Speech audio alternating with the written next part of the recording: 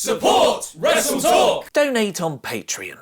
Aiden English unveils one night in Milwaukee, AJ Styles sits at home, and Portland really doesn't like Charlotte Flair. I am Luke Owen. Vote in the poll above my head to let me know what you thought of this week's show, where you can choose from Smack Damn, Smacktastic, Smack Bang in the Middle, Ellsworthy, and a Smack in the Face. This is the 2nd of October 2018 edition of SmackDown Live in about 4 minutes. Paige opened this week's show to tell everyone that what Samoa Joe did last week, where he threatened to go inside the family home of AJ Styles, was the most dastardly crime in WWE history. I don't know, Paige, that covers a lot of ground. I know we here at WrestleTalk are known for bouts of hyperbole, but that is a frankly ridiculous statement. Kane once dug up Undertaker's parents and burned their coffins live on stage. Undertaker himself hung Big Boss Man from a Hell in a Cell. Speaking of Boss Man, he once interrupted Big Show's dad's funeral and killed Al Snow's dog and fed it to him. Snitsky caused Lita to have a miscarriage, which wasn't his fault. Rikishi tried to murder Steve Austin, and Randy Orton set fire to Bray Wyatt's house, to name but a few. In fact, Paige revealed that Joe didn't even enter AJ's house. He just rang the doorbell and then the cops arrived. I mean, Triple H actually invaded Orton's house a decade ago, and that was portrayed as a heroic act. She said that WWE management have decided that Samoa Joe should be fired, and when she called AJ Styles to tell him the news, he said that he wasn't filing charges, and he wanted to keep the match at Super Showdown on. We then got a video of Styles at home where he said he will be there until he is sure Joe is on a plane to Australia and his family is safe. This was a good promo, but it was all a weak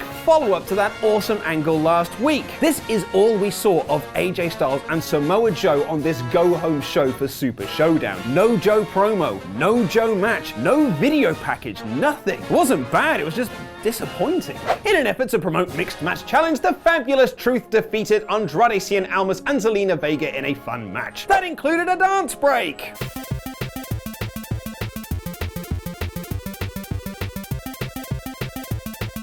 Actually, the finish of this match was pretty cool, with Mella reversing Vega's pin attempt into the Code of Silence. The New Day found themselves on the wrong side of obnoxious this week, promoting their new segment New Day Cooks, in which Mr. Bootyworth is going to show the audience how he makes pancakes. I can't believe I just said that sentence out loud. The bar interrupted and beat down New Day before pouring pancake batter on Bootyworth. Earlier in the night, Ty Dillinger asked Paige for a match against Randy Orton, which didn't get started when Dillinger attacked before the bell. Randy got the better of him, however, and then trapped his fingers in the wireframe of the ring. Corey Graves tried to top Paige's earlier hyperbole by calling it one of the worst attacks I've ever seen. I mean, come on, Graves, you're supposed to be the good commentator. And then came easily the best thing on the show. Aiden English presents One Night in Milwaukee. After stalling for time by giving some fascinating facts about the fine town of Milwaukee, like it was the filming location for Love Actually and Basketball, I was not aware of that. Aiden showed a video of himself preparing a new Rusev Day introduction when Lana knocked on his door and said, "I want you." This was a stroke of genius. Clearly that's not what Lana meant with those 3 words, but taken out of context, it sure sounds like Lana did want to cheat on Rusev. Aiden said he would love to show the rest of the video, but he's got to deal with TMZ, and he would hate to cheat on that. That was a great line. Rusev then chased Aiden to the back and later told Lana that they're not going to have this argument here. I loved this segment. This was a brilliant payoff to the setup from last week, and there is still so much more left in this tank. Despite having a match to possibly become the #1 contender to the WWE Championship this Saturday, Daniel Bryan lost to Shelton Benjamin after a brief Miz distraction. Miz then laid out Bryan with the skull-crushing finale. The match was pretty good, but Miz on commentary was the highlight. And I'm never a fan of seeing wrestlers in high-profile matches lose on the go-home show. After Naomi brought out and hugged some breast cancer survivors, a segment Ollie Davis probably hated because he's a monster, Asuka defeated Peyton Royce of Iconics in a match where, all together now, Royce took 95% and Asuka got a submission win out of nowhere. It is impossible to care about this tag team match at Super Showdown. What is easy to care about, however, is SmackDown Women's Champion and the best thing in WWE right now, Becky Lynch. She showed a video of her beating up Charlotte Flair to thunderous cheers,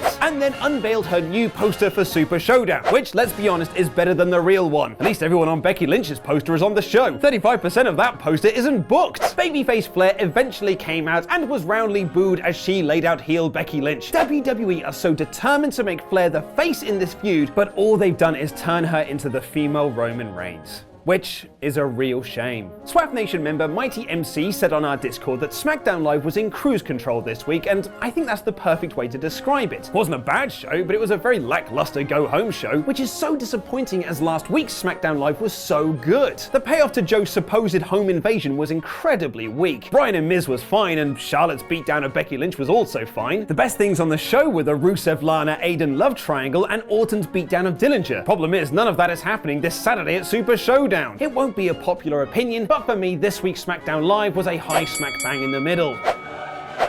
Harley Davis and myself heap a whole load of praise on this week's Monday Night Raw, which you can watch by clicking the video on screen right now. And make sure you've got your tickets to see Wrestle Ramble live this November. I've been Luke Owen, and that was wrestling.